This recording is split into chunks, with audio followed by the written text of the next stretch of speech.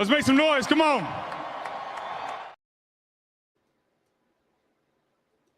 Oh, yeah. Thanks, Nick Foles. Jeez. Thanks, Nick Foles. Thank you very much for that rousing introduction. Yes, indeed. Let's make some noise. Welcome, everybody, back to the Final Word with MattyB here on the It's a Wrap Sports Network. The final word in your Philadelphia Sports Day. You have arrived, and we're back. A little technical problem last night. Couldn't resolve it. Could not get on the air, so we took a mulligan. But we're back tonight. And actually, I needed that night. I was kind of tired last night, but I was going to come on the air. But we had some technical issues, but we got through it. We resolved it. We're here. We're going to finish up the week in style, and we're going to do the right thing, right? Be here for you, as we are every single Sunday through Thursday. So it's great to be back. Oh, man. Summer's here, man. Good God. Close to 90 degrees today. It was over 90 degrees where I was. So it's great to see summer back or here. Literally in like a matter of a day. It went from winter to summer for me. But it's great. But unfortunately, the boys of summer are struggling a bit now. Phillies losers tonight over up there in Toronto, 9-1. Dropping the series. And looking every bit as pathetic offensively as, as I've been saying they have been for years. So obviously the conversation will gravitate towards the Phillies. That is on the table. We are going to resume the conversation that was so adequately began a few hours ago by Mike Laro on the Fighting's Final, but we're going to take it to another level, the only level that I could take it to. So that's going to be on the table. And then there's some potential, the Twitterverse, I guess that's what you kids call it, right? Is up in arms right now because Justin Crawford, the phenom center fielder for the Lehigh Valley Iron Pigs, was removed from tonight's game in the 5th inning down there in Charlotte for a pinch hitter. The Pigs are all over the Knights tonight. They're blowing them out, and Justin Crawford was removed in the 5th inning. Now, of course, we talked about this the last time we were on the air. Dave Dombrowski is traveling with the Iron Pigs as we speak. And I brought this up the other night. Why is he out there? Why is Dave Dombrowski traveling with the Iron Pigs? What do you think is the reason?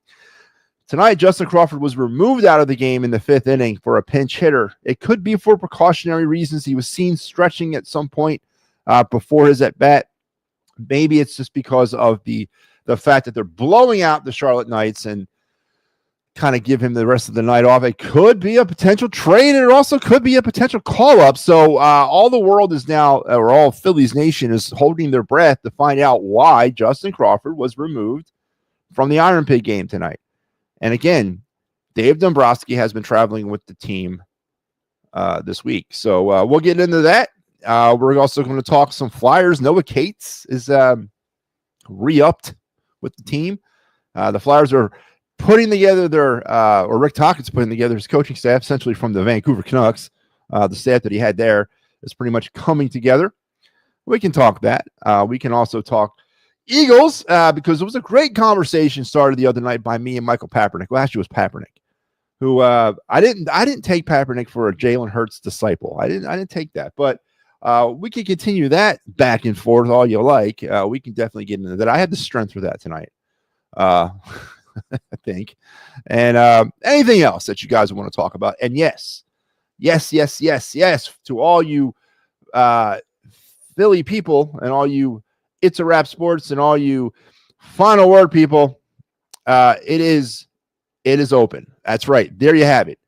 There is the It's a Wrap or the Final Word StreamYard link. The phone lines are open. So if you want to get in, get on board, sit backstage. I'll call you up, and we'll have some more pleasant conversations. I'll put that up randomly throughout the night.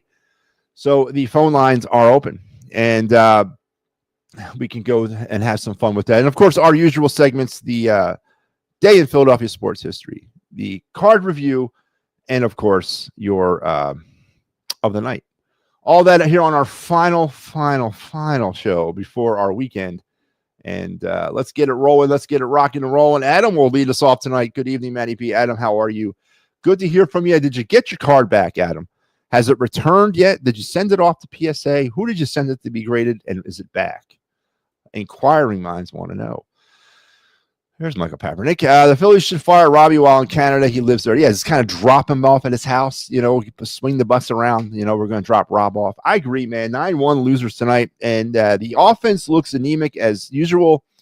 But here we go. Just like that vicious cycle that we've been on all year, we're headed to Pittsburgh now to the get-right series, where then once again, things will be all right in the world. But there are some other concerns. It ain't just the offense anymore. Now we're struggling with starting pitching, as Jesus Luzardo had his fourth. Listen, it's by my account, this is his fourth wonky start that he's put in consecutively. So, and today was terrible, absolutely terrible. In the broadcast, again, I was kind of listening to it half and half. The broadcast said that it almost seemed like the pitchers knew, or the hitters knew what he was throwing. Not that they were stealing signs or anything, but it's just the fastball. And the fastball was flat, the fastball was up, and the fastball had no life. And they were all over him like a cheap suit.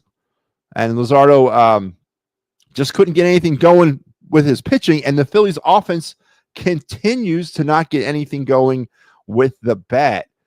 But be careful. I gotta talk low because the Homer Gestapo is going to come out here and drag me off for speaking subversive about the great Philadelphia Philly offense that is once again or continues to struggle.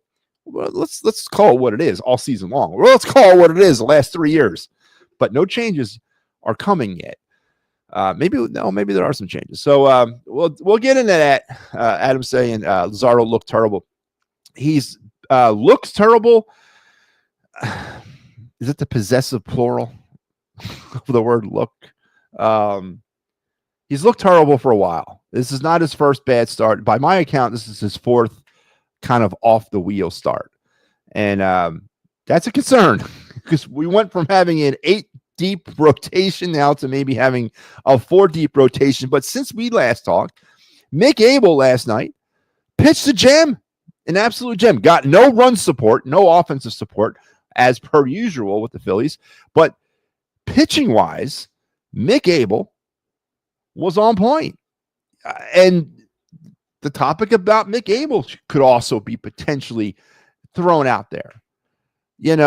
Is he up here for a paternity start for Zach Wheeler, or is he up here to replace Aaron Nola, who is he at 3 weeks now? I'm hearing 3 more weeks of whatever the problem with Aaron Nola is going to be the problem. I've also heard Aaron Nola does not want, or he turned down a rehab assignment. What's going on there? And good consciousness with Jesus Luzardo's struggles, with Aaron Nola's uncertainty. Can you afford to send Mick Abel back down? But also with the offensive problems on this team, someone's going to have to go on the IL, or someone's going to have to get transferred to a bigger IL in order for Mick Abel to stay here. So the Phillies got some decisions to make, and the Justin Crawford thing adds a little bit more, cloudiness to it all. Is Justin Crawford is something going on there? Why was he removed from the game today in the 5th inning? Is it for precautionary injury issues? Was it because they were blowing out the Charlotte Knights, or is there something else afoot? All is not well with the Phillies, folks. It's not. All is not well. So obviously that is on the table. Everything is on the table. So let's get the show going. Let's get everybody strapped in, strapped on, strap it up, and let's keep your head, hands, and feet inside the car at all times. And let's start it as we do every single night with your day in Philadelphia sports history. We go back to the year 1977. I actually was around when this happened, but I was all of 4 years old. Dr. J and the Sixers were at the start of something big on this day in 1977. It wasn't necessarily championship glory, as they would fall today at the hands of the Portland Trailblazers in the 1976-77 NBA Finals. But it was obviously the beginning of one of the most, if not the most, successful period of Sixer basketball, culminating with the 83 championship. The Sixers rose to the perennial Eastern Conference powerhouse opposite the Boston Celtics, and it would start this back and forth for the course of the next 5 years between the Sixers and Celtics in the East, and then the Lakers in the West. So, but on this day, it might have seemed like all was like things were starting to kind of simmer and be sprout fruit, whatever. But it started on a negative note, because on this day back in 77, the Sixers fell to the Portland Trailblazers in the NBA Finals after going up 2-0 in the series. So definitely a lot of depression on top of apparent, triumph later on. So I don't obviously remember this. I know Bill Walton played in it, and I've watched video of it from the archives. And Dr. J had a hell of a series. It was his end of his first year with the Sixers, and the beginning of a Hall of Fame career with the Philadelphia 76ers as well. But the beginning of a great period of Sixer history would begin with a loss, and that was tonight in the 77 NBA Finals after going up 2-0 on the Trailblazers. And that is your day in Philadelphia sports history. Oh, man, oh, man, oh, man. Star Wars, what's up, man? Jesus Luzardo had a bad game. Star Wars has been more than one, man. It's been 4 by my reckoning, 4 straight bad games. It's not been one. I think we got to get that out there right off the bat. Let's get that on the street. It's not been one start. It's been about 4. It's been about 2 really bad ones and 2 kind of iffy ones. And that's more concerning than one, obviously. One start you can kind of chalk up to the fact that no one's perfect.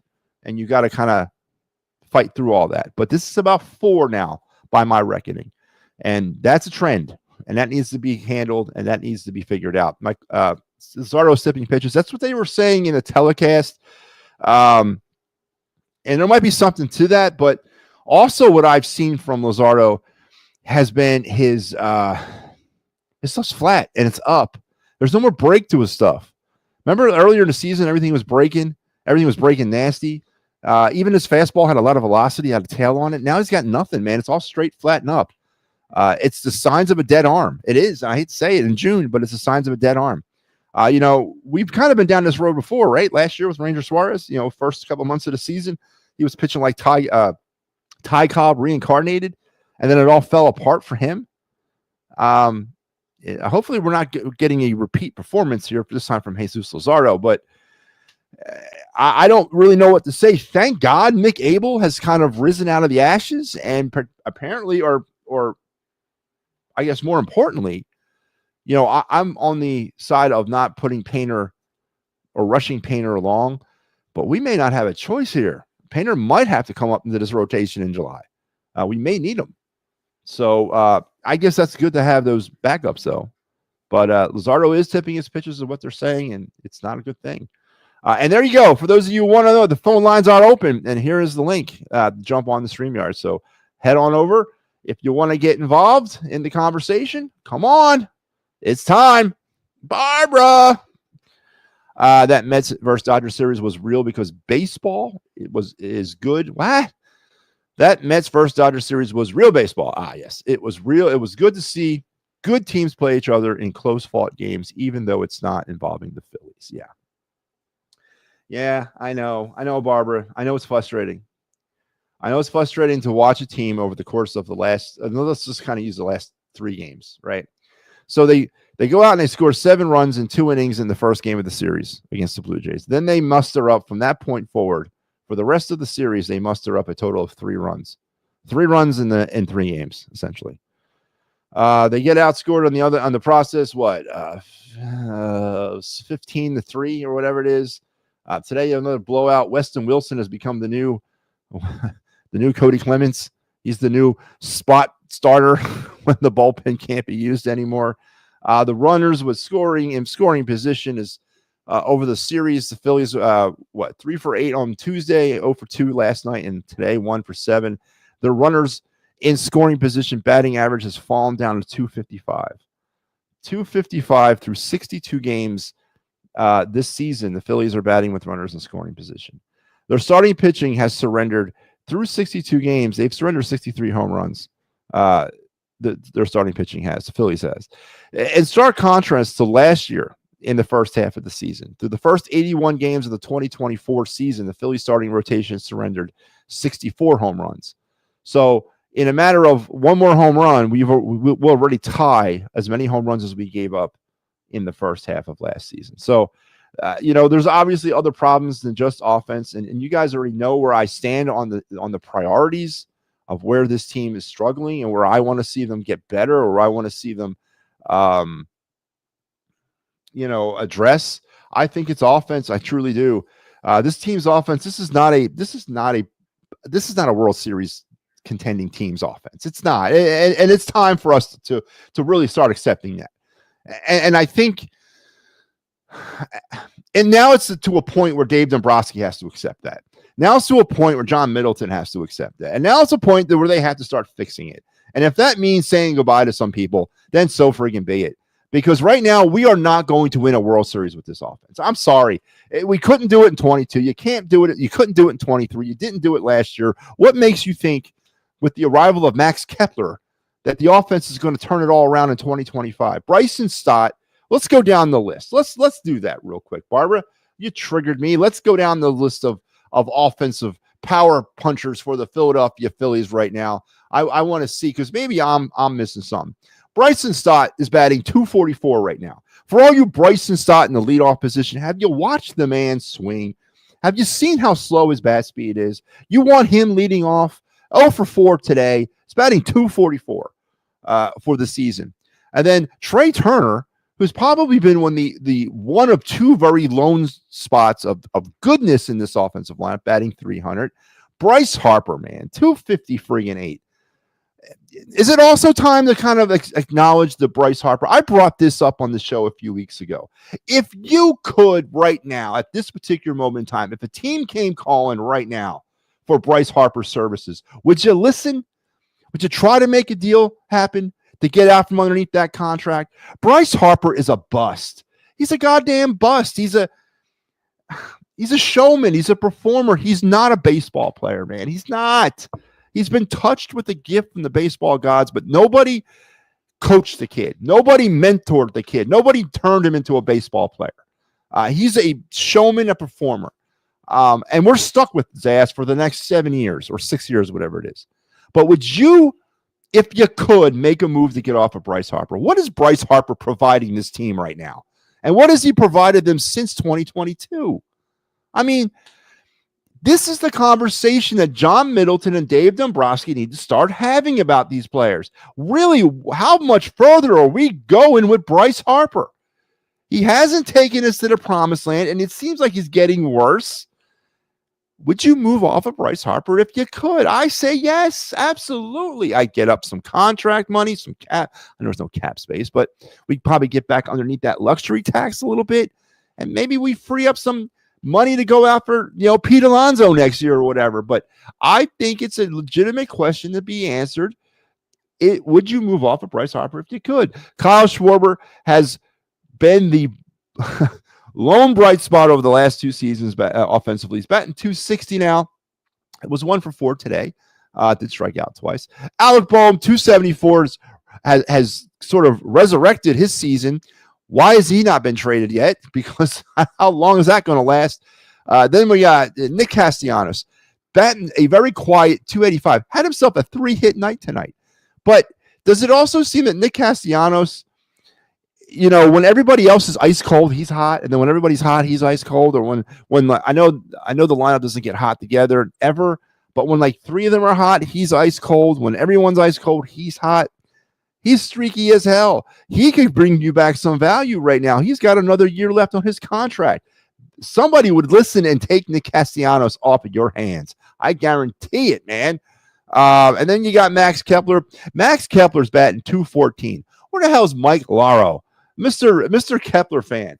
I'm not going to say I was anti-Max Kepler, but I sure as hell, I would have taken Alex Verdugo. I think that was I definitely would have taken Alex Verdugo over Max Kepler. Max Kepler's batting .214. Come on, man. What is he providing this lineup? And that was a Dave Dombrowski free agent pickup. It's time to start asking these hard questions about moving off of some of these goddamn players. It's not working. It is absolutely 100% not working. And it hasn't worked ever. It's not like we're coming off of like a World Series in 2022. Maybe we lost the World Series in 23. It's not like we've gotten to the top of the mountain, sipped from the fountain of the championship gods, and now are on some hard times. No, we haven't even won anything yet, but yet we're married to these guys like we owe them money. Well, I guess we do, but it's time to ask those hard questions, man. How much further can we go with this team? And it's not a sample size of 62 games. That's what the homers can't get through their goddamn heads, man. This is like 3 years, 22, I'm sorry, 4 years worth of product from the same people with the same result. You know, I have to listen. I love the people that work here. And I thank God for them every day. I would not want to go into this adventure with anybody else than the people that are here. But boy, oh boy, man, do they see things through one side of one lens.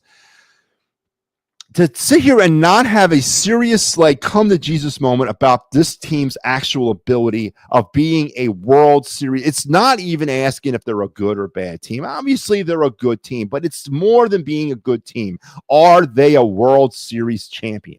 Are they a team that can bring a World Series trophy? No! I don't give a shit if they win 98 games, if they win 102 games, or if the Mets lose 75 games. I don't care about any of that. I care about that damn trophy. And that trophy is so not coming here this year. It's so not. And it's okay to admit that. But Dave Dombrowski, John Middleton, got to start having those serious conversations about a lot of these players because it's not working. And it hasn't worked. It's not like it worked, and now it's not. Has it really ever worked? Think about it. Has this ever worked really? Has it yielded what we wanted it? Has it brought us a World Series championship? No, it has not. So the serious conversations need to be had about this team. Who the hell set me on this rant? Was that you? Yeah, it was. Thank you, Barbara. I appreciate that. Wake me up here at night. Maybe Crawford had to go to the bathroom. Yeah, maybe that's one too, Dave. I want to know. And of course, the Twitterverse is going crazy now with the prospects of Justin Crawford, potentially moving up to the Phillies. So I want to know, did he have to go to the bathroom? I guess Luzardo will be cut. No, I don't think he'll be cut. Of course not. Of course not. Not back yet. Was not back yet. I'm behind. The stop leading off experiment is over. So now what do? Do you go back to Schwarber leading off? Please no. I think we go to Turner. The only other option we have. Trey Turner and his 300 batting average. Stick his ass up there and lead off. When did I don't know. I remember me kind of talking about that last night or the other night. That's where Trey Turner belongs. And if you're going to fall on that Trey Turner sword, let's fall on it together with him leading off. And if it doesn't work, well, maybe, we can always say we tried him everywhere. We tried him where we thought he could work, not where we wanted him to work or where Rob Thompson threw a dart against the wall and it hit the spot that he's going to. No, but where we thought he could work. Trey Turner was a great baseball player when he played for the Nationals and Dodgers.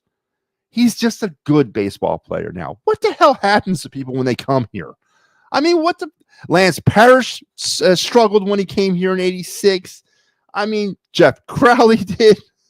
The guy that won had a no-hitter a long time ago. Anyway, what happens to these athletes when they come here? Well, what is it? Is there something in the water here? Do they eat cheesesteaks and get fat and tired and sleepy? I mean, what happens when these players, because Trey Turner was a great baseball player. Now he's just a good one. What happens, man? Bryce Harper is a failure in Philadelphia. Sorry to say, but I agree, Barbara. I 100% agree. I keep asking myself, are we going to win the ultimate prize? He was brought here to help us win a World Series. Now, I don't think he was brought here to win a World Series. No one person can do it, but he was the crown jewel of that. And has he, he hasn't. He hasn't. And it's okay to admit that it was a mistake. And I don't know how you get off the contract. I don't. Realistically, they're not, because he puts too many butts in the seat. Hell, I got a Bryce Harper jersey, for Christ's sake. So I get that. But if you really look at it deep, long, and hard, would we have been better off with Manny Machado? I mean, I don't know. I mean, our third base problem would be solved, right? We wouldn't have that issue. Alec Bohm could have been traded years ago for maybe a pitcher or something. I don't know, man, but I don't know. Matty, he had Weston Wilson. Yes, he did. Weston Wilson's second appearance this year. Ricky Deal. Yes, they are, Ricky. The link is in there. I threw the link out into the chat. Can you guys see it? I'll put it out there again. The phone lines are open. I just put it out again. So the phone lines are open. Luzardo is a Marlin, just like Alcantara garbage. Listen, Barbara, I think Luzardo's good. He's got a. There's no evidence that Luzardo is. Yeah, I mean, he had a bad year last year because of an injury. I think Luzardo's serviceable. And I'm not really worried about Luzardo. Again, starting pitching is the least of my problems when it comes to this team. It's an alarming problem when the starting pitching is failing because I don't want to add it on to the other problem. But I think it'll be okay. And again, I'm feeling okay about the starting pitching. And I hate to say it because of the savior, Mick Abel. Now, God help them if they send Mick Abel's ass back down to AAA. I mean, come on, man. What else does the kid have to do to earn a roster spot? What else does he have to do to earn a spot? Aaron Nola needs to get stashed away somewhere else till they can figure out what they're going to do with him. And then let Mick Abel pitch in this rotation. We're doing a bullpen game tomorrow. We're doing a friggin' bullpen game against Bailey Falter and the Pittsburgh Pirates. And I guarantee you they're going to lose this game. You heard it here first. They will lose this game tomorrow against the Pirates because they are. I'm befuddled about this whole situation with this team. So I think they lose. Bullpen game. I think Luzardo will be fine. Just use Trey as a leadoff hitter as he has had success in Washington. Michael, what have I been saying for like a year now? Yes. But here's the thing. They committed to him in Washington to be the leadoff, but they didn't really commit to him in LA. He bounced around. That's when he started kind of bouncing around between 1 and 2 with LA. So I say you're right, though. Let's commit to him. Let's put him as the leadoff hitter, and let's be done with it, man. Give him a chance. What's the current numbers here? Let me look at them. So right now, and I've been keeping track of this because that's what I do. Turner's led off 17 times this year. Stott's led off 36 times, and Schwarber's led off 9. But I mean, come on, man. What are we doing? Oh, got ourselves our first victim of the night, Ricky. What is going on, my man? Ricky, can you hear me? You're on the air. Mm-hmm. What is up, Ricky? What can I do for you tonight?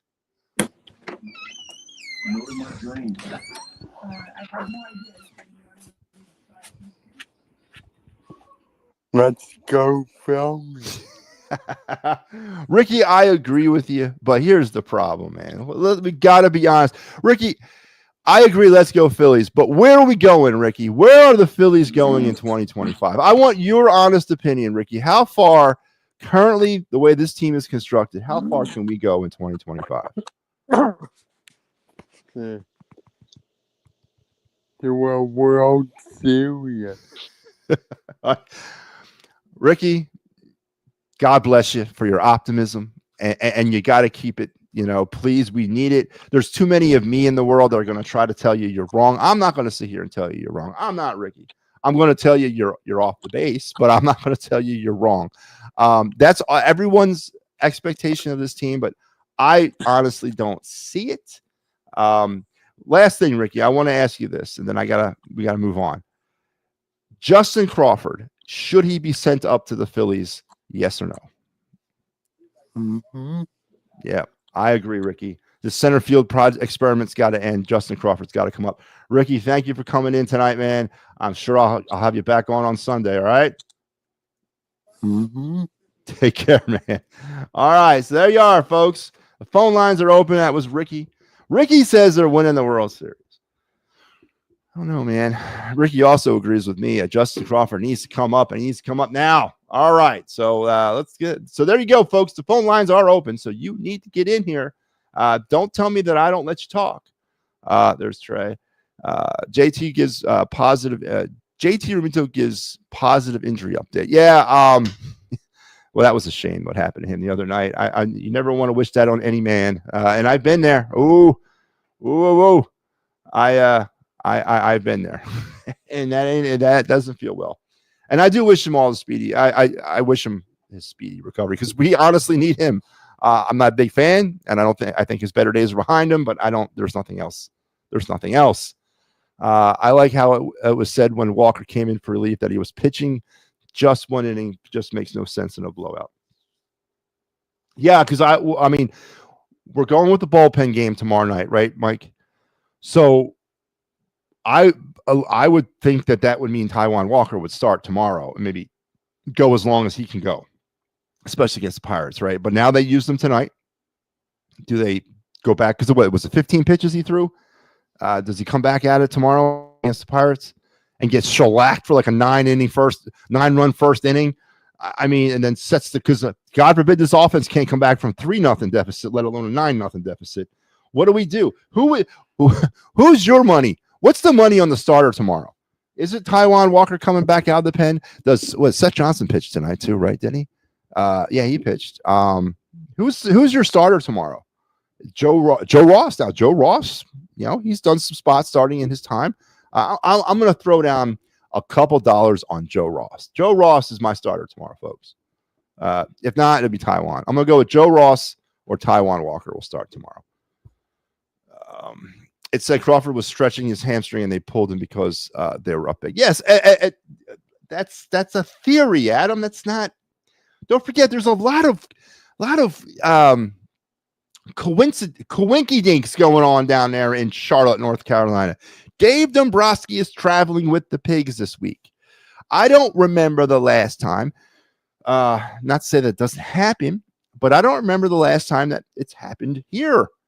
That not the GM, mind you, because the GM is in Toronto visiting his dad with the Blue Jays, but the president of baseball operations is traveling with the AAA team this week. Why? And then Justin Crawford gets removed out of a game. You're probably right. He was stretching his hamstring and they were up big. Could be precautionary. More than likely it is. But to me, it's a little coincidental. That's all. That's all I want to say. And we got to keep things as Ricky is attesting to. We got to keep things positive. I'm positive that I want Justin Crawford up here. I think Abel is here to stay. Adam, that's got to be the first move of this kind of trying. And I don't want to say save the season because the Phillies are still up in the upper echelon record wise, right? But you got to give him at least another start. Has he earned another start? I thought he earned another start the last time he was up here against the Pirates. He's earned another start. And honestly, you throw him until you can't throw him anymore. You throw him until he starts pitching like Taijuan Walker. I'm sorry, you do. I read that since Harper did that slide in London making fun of the Mets have been the best record. Yeah, Barbara, you were the first one to bring that up last year. And that was, maybe there's something to that. God. Everything before London was so pure, right? Everything before London was so good. And then it all went down the tubes with that damn slide. Eagles not going back to back. Oh, Star Wars. Star Wars coming out of nowhere with an Eagles comment. All right, Star Wars, why not? Why aren't the Eagles going back to back? I would drive Harper to the airport. You don't need to, listen, Barbara, if you drove Harper to the airport, would you make him pay you? I would. It's making $330 million. Slide me $100 for a trip down 95. Boy, oh boy. Oh man. Would you make him pay you, Barbara? Would you be like, hey, something for the trouble? Or would you just do it out of the kindness of your heart to get him out of town? Inquiring minds want to know. Oh, hello, my love. My wife checking in. If the Phillies were to trade Harper, are the Phillies giving up on the season? Another great question. The perception would be, right? Depends on what the Phillies would get in return, right? It would depend. Listen, Michael, I realize that realistically, that's not happening. One, no one's going to take Harper because of the money. There's just too much money left owed. And I don't know if the Phillies could work out a 60-40, 70-30 kind of hit there. And I don't know if they'd want to take on that.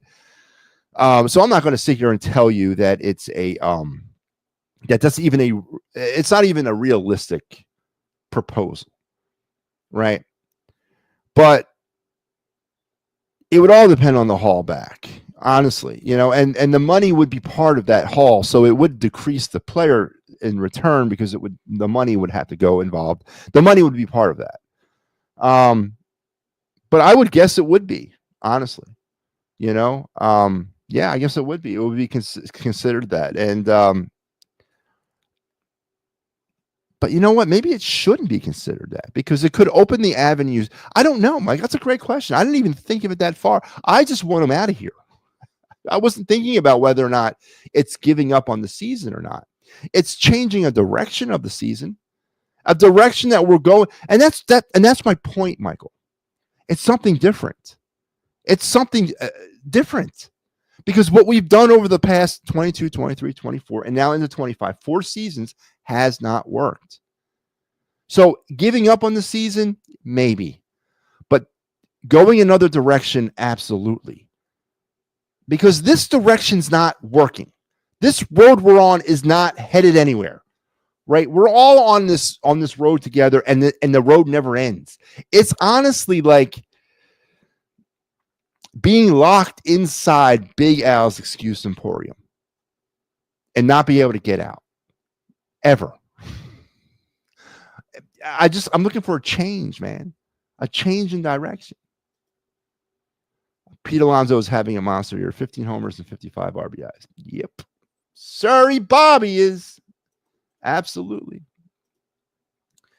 All right. That link you're seeing is the link to chime in. So I'm going to keep randomly throwing that out there for those that want to jump in. The phone lines are open. You can reach me at 215, area code 215 now. Just chime in on the StreamYard, put you backstage, talk, we'll have some fun. And the Phillies, like the Eagles, have been healthy over the years too. The Phillies, like the Eagles, yeah, they have. Absolutely. And that's been a big part of their success. Absolutely. Bring up Rick Holmes Jr. and put him in left field and move Kepler to the bench and DFA March and send him down. I like it, man. Yeah, I like it. Again, that's a different direction, right? How much longer are we going to deal? How much longer are we dealing with Brandon Marsh? I mean, come on. Should we not be moving on from Brandon? The Brandon Marsh thing is over. Are we the who's the last one to realize that the Brandon Marsh thing is over? Is it Dave Dombrowski? Is he the last one to say, you know what, it's over? Because I think everybody else realizes it's over. I think everybody else realizes Brandon Marsh is an absolute bust. And everyone realizes that Brandon Marsh is a tweener right now between AAA and the Major League Baseball. Is Dave Dombrowski the last one standing here when it comes to realizing that Brandon Marsh is an absolute bust and it's time to move on? And again, it advocates my plan to bring on Justin Crawford up here as well. The center field, this is another thing I was thinking about. We haven't had a legitimate center fielder in this town since Shane Victorino. Let that sink in for a second, folks. I mean, the other closest thing we've had since then was what, Herrera? And he wasn't never really a permanent center fielder. But since Shane Victorino, that was the last time we had a decent center or any stability in center field. And I guess before that, it was Lenny Dykstra. What is the problem in this town with getting center fielders? I mean, it's amazing to me. But Shane Victorino was the last time we had a decent center fielder. It's absolutely amazing. Trey is an excellent all-around player. He made a mistake in coming to this team. No, he didn't. He needed the money. We need the money. We need Logan O'Hop. Are you just poking the bear now, Adam? Is that what you want to do? You're going to poke the bear here? Are you poking the bear? Because Logan O'Hoppy, that Logan O'Hoppy thing is a sore subject with me. It's a sore subject with me. I just want to remind everybody too, if you come on, I'll put you on, but you get one shot a night. So if you come on, you can't come back into the next show. That's just, we're gonna do this the WIP way. Matty, there's people that actually think that Kruk and Dalton won the World Series. They just have no idea. It's kind of sad. Yeah, I agree. what? There's people that actually think that Kruk and Dalton won World Series. They just have no idea. Dalton won a World Series with the Marlins. John Kruk ever won a World? Are you talking like here in Philadelphia? Mullins for Baltimore should be available in trade. I would explore that. Why? But Barbara, why? We have a center fielder option. He's in AAA. We drafted him first overall a couple years ago. We've already invested in that position. I'm not bringing in another retread center fielder. All right, I'm not, because they're going to want something in return. They're going to want one of the high prospects. I'm not ready to do that. Justin Crawford's got to be the option. There is no trade option for me at center field. You invested a first round talent draft pick on Justin Crawford. He's been in the minors since 22. Mm-hmm. Okay, if it's not this year, then it has to be next year. But I am not going. I don't even, Barbara. I value your opinion. I am not. I don't advocate trading for a center fielder at all. Joe Ross is actually a starter. He could pitch for. Yeah, he's done spot starts, and that's why when they have him coming out of the bullpen in the 8th inning, it makes the veins in my forehead bulge. The Phillies are 1.5 games behind the Mets, who have 2 starting pitchers on the 60-day disabled list, and now Lindor has a broken toe, and Soto not hitting, and the closer is having issues, and the Phillies are in second place just well. And the Mets have played a considerably tougher schedule up to this point. But what's going to happen, Michael? More than likely, the Phillies are going to leapfrog over the Mets over the next 3 days, and they're going to get back in first place because the Phillies are going to sweep the Pirates, right? Or, God forbid, that he gets swept by the Pirates, and then we're really going to have some fun next week. But more than likely, that's what's going to happen, right? Don't you agree, Michael Papernick? That's what's going to happen. Talking Heads were on the radio. It's road to nowhere. Yeah, we're on the road to nowhere. If they would have replaced Dancing on Your Own with their clubhouse song, The Road to Nowhere by the Talking Heads should be the Phillies song of 2025. We are on a road to nowhere. And you know where, Barbara, where you can pick up a copy of Talking Heads on a Road to Nowhere? That's right. Big Al's Excuse Emporium. That's right, folks. Big Al's Excuse Emporium, serving your reality-deprived Philadelphia sports needs since summer 2024. Here at Big Al's Excuse Emporium, we realize that the Philadelphia sports public has trouble trying to come to grips with the reality of some aspects of their teams. But here at Big Al's Excuse Emporium, you don't have to do that because we have everything to calm your nerves, to make you understand that it's not your reality, it's our reality, and we're going to give you what we can give you to make it satisfying. So come on down to Big Al's Excuse Emporium, serving the greater Delaware Valley since the summer of 2024.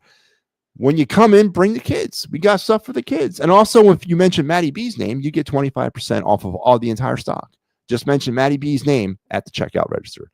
Down here at Big Al's Excuse Emporium. Come on down today. So good job, Barbara. You walked me into an advertising spot there. I had to do it. I had to do it. He hates that so much. Turner came here because of Harper and the money, but if Harper's traded, it makes you wonder if Turner would be on it. I doubt it, man. I mean, come on. Okay, what happens if Harper's traded and they give Turner a raise? Do you think he's going to care? I don't think that's an issue. I don't. I don't. And again, Michael Papernick, I want to be very clear. Harper's not getting traded. It's not happening. But if someone would have called the Phillies up out of nowhere and be like, "Hey, what would you give up for him?" I would be 100% in on the conversation. But unfortunately, in the real world, and again, I'm using Big Al's Excuse Emporium as, I guess, the basis of this whole thing. Real world, that's not going to happen. You get the one shot there, and it's not going to happen. So Dave can't expect he made a mistake trading for March, like how he can accept signing Huff than trading Huff. Well, I don't. Okay, I'm not. Michael, I don't. We're not going with Howie Roseman tonight. I understand your point, and I kind of agree, and I will give Howie Roseman that. He's obviously backs off his mistakes pretty quickly, or he tries to fix them pretty fast. Whereas Dave Dombrowski, as you said, is forcing Brandon Marsh down our throats like we're a bunch of imbeciles when it comes to baseball, that we can't see what we can see with our own eyes. I'll give you that 100%. And that's infuriating because Dombrowski is so snug. Ever watch him give an interview, how smug he is about everything? Like he's smarter than everybody sitting around in the room. I hate that about him. Next time he gives an interview, watch it and you'll see what I mean. He's just a smug for a guy that's not won since 18 and hasn't done squat here yet other than trade away some of our prospects. And God hope that he doesn't trade more away. He really comes off like a douche, honestly. He really does. And I agree, though. I'll give you that. Michael, I'll give you that. There's one from Mike Papernick tonight. That's a good one. Not here, they didn't. Ooh. Come on, Matty. The best center fielder the Phils ever had was Gary Maddox. You know, in the 80s? I mean, Dave, this is 2025. So let's do the list. Gary Maddox, and we'll do it chronologically, right? Gary Maddox, Lenny Dykstra, Shane Victorino. In the modern era, it's jumping around. I mean, you got a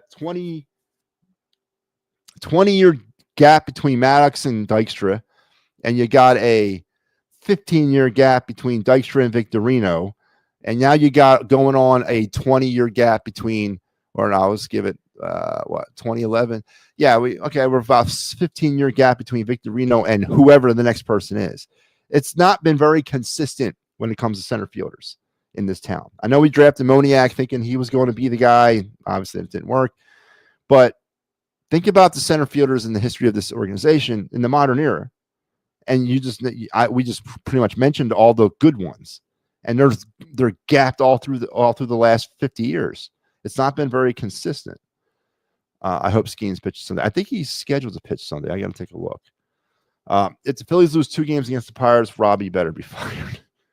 But what's that going to now? Listen, it's a change, right, Michael? It's a change, and I agree that if they get swept or lose 2 out of 3 to the Pirates, they can't come home, right?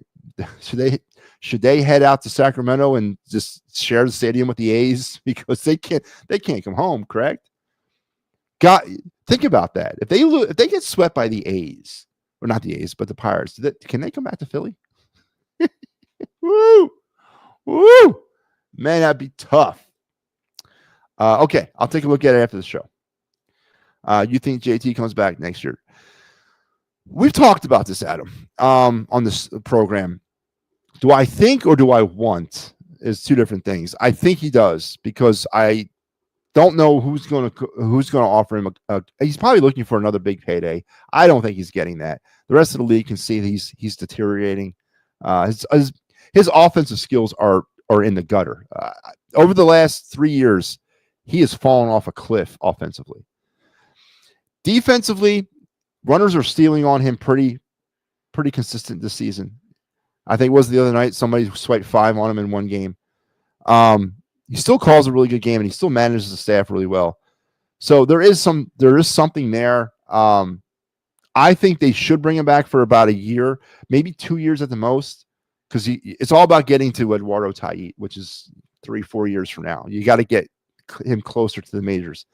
The Phillies don't have any catching prospects other than Taiit and Farabis down lower levels of the minors. Got rid of Logan O'Hoppe. So that option's off the table. The Phillies would have to either if they're still serious about winning under this window, you got to bring back Real Muto. Do I want it? No, but realistically, you got to, because there's no other options. There's absolutely no other options unless there. And I've said this the other night. I haven't looked at the current crop of free agent catchers, so I don't know who's coming up. But I don't want to marry anybody long term because I got a kid in the system that's about 4 years away, 3 years maybe. So do I think he comes back, or do I want him to come back? I don't want him to come back, but I think he does.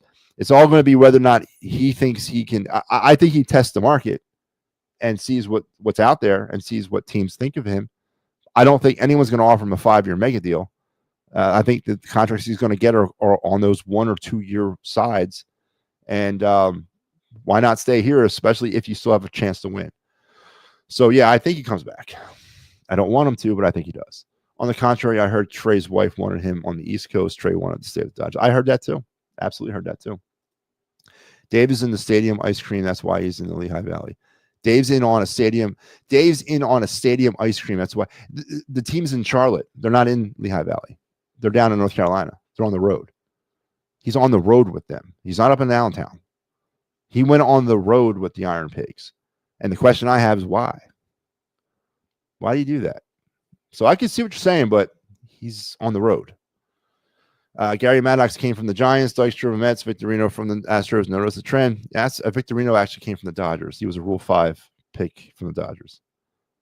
That's a good point, though, Barbara. That's a very good point. When was the last homegrown Philly center field talent? Do I say it? Was it Richie Ashburn? Was he the last homegrown center field talent of the Philadelphia Phillies? Whoa, whoa, Nelly. Oh, man. Oh, Barbara just opened up a whole other side of this show. Where would you rank Aaron Rowan catch in Phillies history and in MLB history when he smashes? I watched that live. That was an outstanding play. I don't know, man. I don't know. Greatest catch. Where would you rank Aaron Rowan's catch in Phillies history? I don't know. The greatest catch in Phillies history was the Bob Boone, Pete Rose in the World Series. That was, where Boone, it jumped out of Boone's glove and Rose caught it. That was the greatest catch in Phillies history, right? In my opinion. But as far as the Rowan, I don't know, top 5. Yeah, I mean, that's not even that. They give me another list to kind of compile. I don't know, Michael Papernick. That's a great play. It's team play, that's a gamer right there. But I mean, have there been? Give me another great catch in Phillies history, other than what I just said about Pete Rose and Bob Boone. A great catch. That's up there. Maybe number 2. There you go. Oh my God, Whitey. Yeah, I mean, is that the last one? That's the last homegrown center fielder that we have. It's Richie Ashburn. Woo! Talk about a farm system that's really behind the times. What do you think of the new name of the flag? Yeah, what is it? The Xfinity Mobile Center? Absolutely, man. The X Center. I think it's cool. And we get away from Wells Fargo. Maybe now we can get back to winning, right? Maybe the curse is over. We get back to some winning, right, Adam? All right, I'm going to put it up again. This is the link. If you guys want to jump on here, and I'll put you on the air, and we'll talk. I'm throwing it up there. So for anybody who wants to come on, you don't have to have a camera if you don't want. You can just use your microphone or your phone or whatever. But the phone lines are now a part of this show. The phone lines will be open every show. So Ricky's so far Ricky and Joe Hale checked in once. So keep on doing it. But let's move on with the show. We'll get into I do want to address one thing.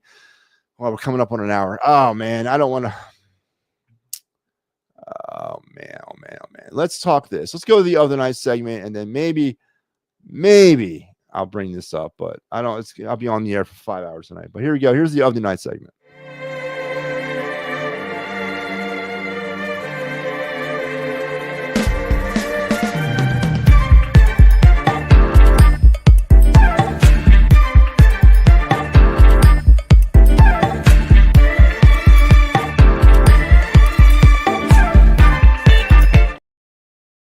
All right, so we are the other night segment. I think we did the draft, NHL, MLB draft earlier in the week. That's what we've been stuck on. Tonight we're going to head back to Philly's prospect land, and with all this talk with potential people moving up and potential moving people along and bringing people up,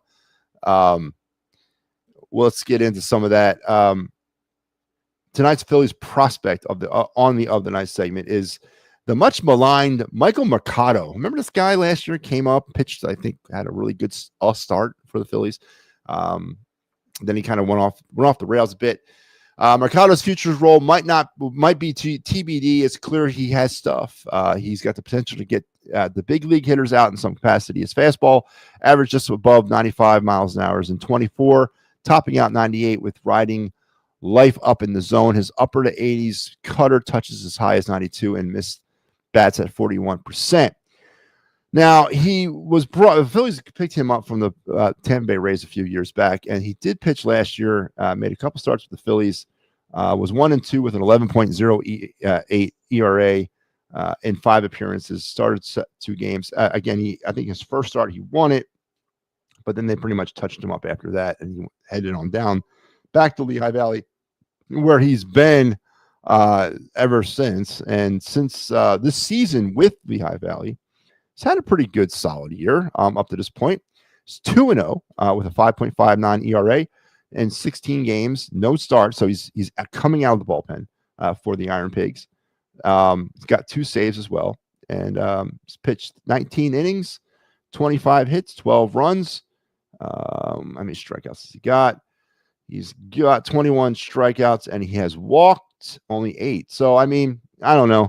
I think Mercado's one of those guys. It's just, he's going to probably fall in the category of a bunch of other guys that are just scraping for a paycheck. Again, he did have a brief moment of success with the Phillies last year before it fleeted away, and he kind of was sent back down to the minors to sort of languish. But there you go. Tonight's Phillies prospect on the Of the Night segment is the Phillies relief pitcher, Michael Mercado. And that segment on the program was brought to you by the fine folks over at the Birds Blast with Kyle Quinn. The quintessential and Eagle pregame show entertainment will be returning for its 6th season, its 2nd here on It's a Wrap this fall. Make sure you're tuned in to watch me and Kyle go round and round every week about the Philadelphia Eagles. And that should be fun, as we've been doing it now for 6 years. Also, it's brought to you by the great folks over at the PNM and the AM program every Sunday morning at 9. Join Mike, Pat, and Al Safiri producing, as your Sunday morning shall never be the same. And I really believe that. I believe that 100%. Barbara says the FU Center was the best name. It was the best name ever. First Union, FU. That was the best. People just don't think when they name things. Let's do Carter. We'll get to it in a second, Barbara. Oh, my gosh, she says the Pacers are rallying. Yeah, if you guys are interested in the Pacers and OKC, NBA Finals are underway. But before we do it, we're gonna transition into the carded segment, Barbara. Or I should say MattyB's card review. I can't use carded; it's copyrighted. The other night, Michael Papernick, who I'll say this before, did not think of him as a Jalen Hurts disciple, and the conversation got on to Nick Foles about the conversation was about Jalen Hurts being the best quarterback in Eagles history, and I say he's not. And then for some reason, I think we started talking about Donovan McNabb. And then the conversation came across over to Nick Foles. And listen, and I'm about to show you something that's going to make you kind of get a little like, really? When it comes to Nick Foles and Jalen Hurts and their careers here in Philadelphia. Now, one of these careers is still ongoing. The other one is over forever. And I understand that. And then also, Michael Papernick made a comment alluding to the fact that Nick Foles was beat out by Case Keenum when he went to L.A. or St. Louis. Absolutely. Jalen Hurts also quit Alabama when he got benched. So we can go back and forth all night long about some of these players' idiosyncrasies as they've moved throughout their career. But I am going to put this up because I it's been bothering me. Here you go. So this is a comparison of Nick Foles and Jalen Hurts.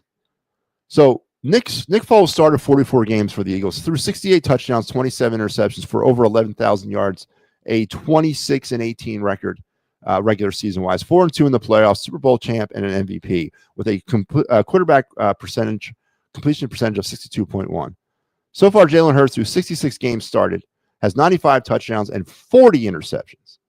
So he's already blown away Nick Foles when it comes to the interceptions. 40 interceptions. That's Jalen Hurts' career right now. He's thrown for over 14,000 yards in his career. He's 42-20 regular season record, 6-3 in the playoffs, Super Bowl champ, and a Super Bowl MVP. And I do have his. Let me put the banner down because I can't see what it says. He's also got a QB percentage of 62.7. So you're telling me it's a slam dunk that Jalen Hurts is a better quarterback than Nick Foles? Now again, I got it. Jalen Hurts' career is still happening. But Nick Foles, that 40 interceptions, that's pretty glaring. And the QB percentage is pretty close. Nick Foles was never given a complete chance in this town to be the starter. He got his opportunities, and he made the best of those opportunities. He was never given the reins of being a starting quarterback for the Philadelphia Eagles for whatever reason.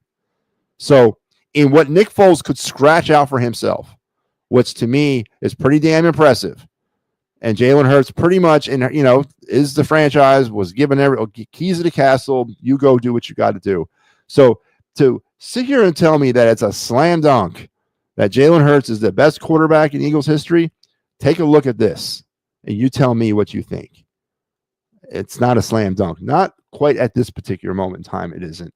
So I just wanted to put that up there because it bothers me when all you Jalen Hurts, let's call you disciples, want to run to the aid of the prince when he's not what he is. And here's this stat. He attempted 361 passes last year. He only threw 48 of them to the middle of the field. Why? No one's been able to answer that question. I have not received an answer to that question. Why? Why is Jalen Hurts not allowed to throw the ball to the middle of the field? Perhaps it's because of this. 40 interceptions through in 66 games started. 40 interceptions. Maybe that's why he's not allowed to throw the ball to the middle of the field. But there you go. Just wanted to bring that up. Wanted to get that out there in the open. And, things got to be done. Madison, okay. I got you, Ricky. I'll take a look at it when I'm done with the show. Eagles really don't have a rich history of quarterbacks compared to most other teams. Absolutely. They don't, especially Super Bowl winning quarterbacks. We got two. I cringe at Hurts. 2,905 yards passing on the Super Bowl winning team. He's a game manager. I agree. 100%. I agree. And it's okay. That's what I keep saying. It's okay. It's okay that he's a game manager. He's a Super Bowl champ. He's not elite. That's okay. All right, Barber, you wanted it. Let's do it. Here we go.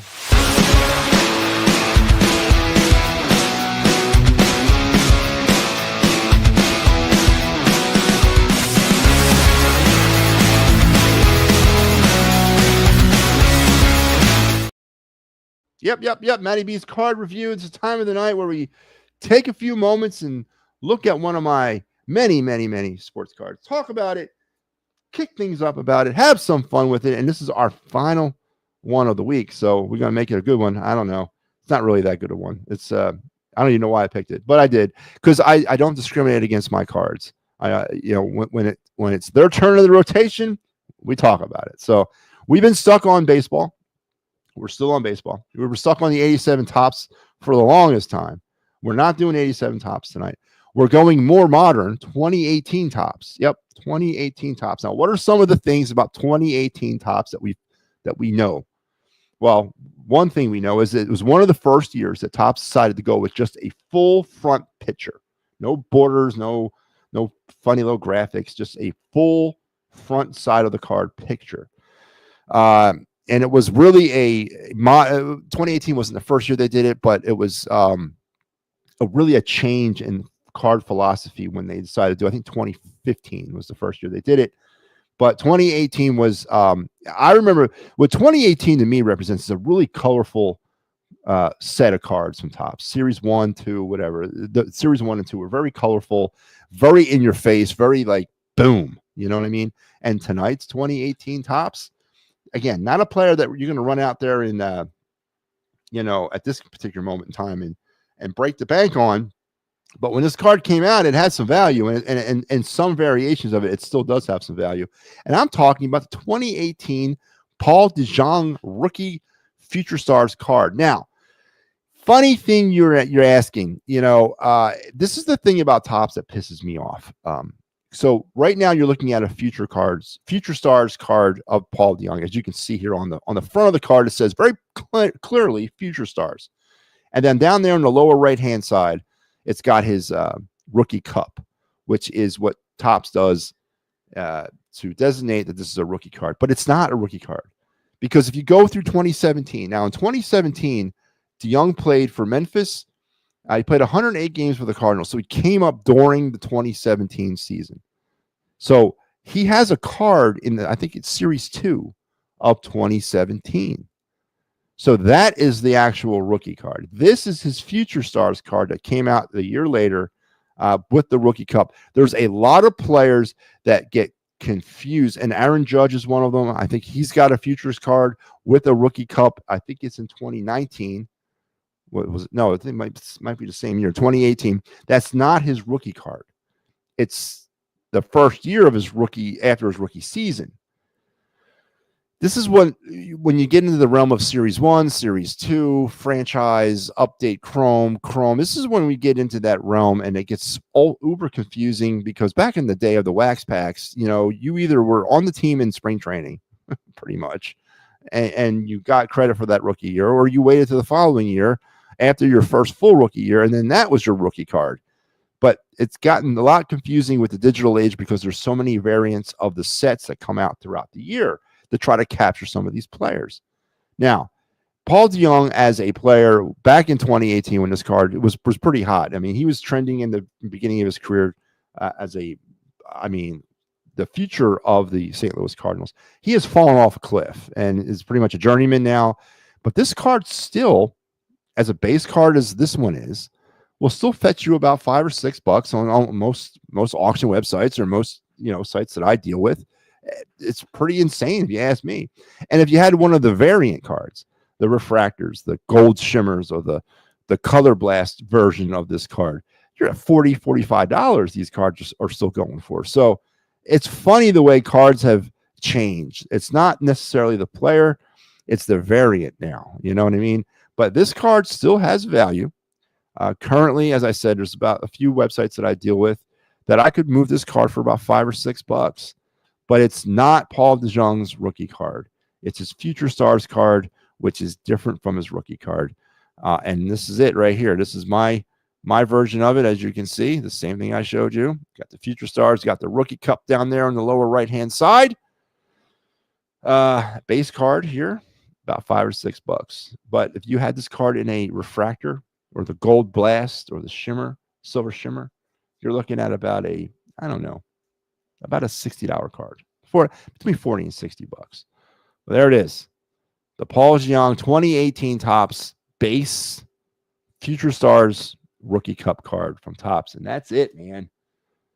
Made it through another week of the card reviews. Joe Halcheck. Where you been, Joe? How you doing? Barbara says the Pacers won. Okay, well, awesome. Well, Joe, you got here just in time for us to say goodbye. The phone lines are open, and they will remain open for every episode going forward. I know Ricky got in tonight. Joe, you've been on before, so starting on Sunday, be looking out for it. We'll drop the link in there. You guys can chime in. So we are active with that. We will be completely interactive from this point forward with phone calls and interactions. So make sure that you're cashing in on that. Barbara says you have a beautiful card collection. Thank you, Barbara. It took a lot of work, and mainly it's my stepson's. It's like 80% his stuff, and like 20% mine. Just met Ben Davis at the Malvern graduation. Yeah, I heard that his kids were graduating, right? Good stuff, man. Does his hair look real? Ricky is watching. I know you are, Ricky, and I appreciate it. I appreciate everyone. We're going to wrap things up, and we're going to send you out here. Don't forget, though, the weekend is just starting here on the It's a Wrap Sports Network. Tomorrow, we got ourselves another baseball series. It's the Pirates, and this is your lineup for the Fightins final. Mike Laro will get you on Friday, as Big Al's going to be doing Delco Day duty. Pat Bernard's on Saturday, and he'll be coming back-to-back, and he'll be back on Sunday as well. So Pat Bernard and Mike Laro taking you through the Phillies post games this weekend. I'm stepping out again for another weekend. Taking another weekend off, man. And also tomorrow night at 10:30 is the wraparound with Pat Bernard. Please make sure you're tuned in for that. And then the, as I mentioned, the PNM and the AM program on Sunday. Just before I went on, it was the Attacking Third, and they did a great job. And of course, I'll be back on Sunday night at 10 p.m. to bring you the final word with MattyB. So we had technical problems last night, but we got through it, and we got through another week's worth of shows. I want to thank everybody out there, and Yes, YouTube Arbor Night. And I cannot wait. I got a good story for Sunday. Absolutely. Are you gonna call in and tell it? Because I want to hear it. I can't wait to talk to you guys on Sunday. I totally lost my train of thought. Philly's struggling 9-1, and now it's time to go to Pittsburgh and maybe get it right. We didn't get into the Flyers coaching hires. We'll bring that up on Sunday as Rick Tocchet is rounding out his staff. And then, of course, Noah Cates also re-signed to a contract. Again, he's an RFA, whatever. But the Flyers are starting to make some internal moves. There's some trades that they're linked to that we'll get into on Sunday as well. So until we talk again, you guys have a great rest of your night and a great weekend. I will see you on Sunday. But please be checking back with the network because we got you covered all weekend long. And that'll do it for me. We'll talk on Sunday. Have a good weekend, guys.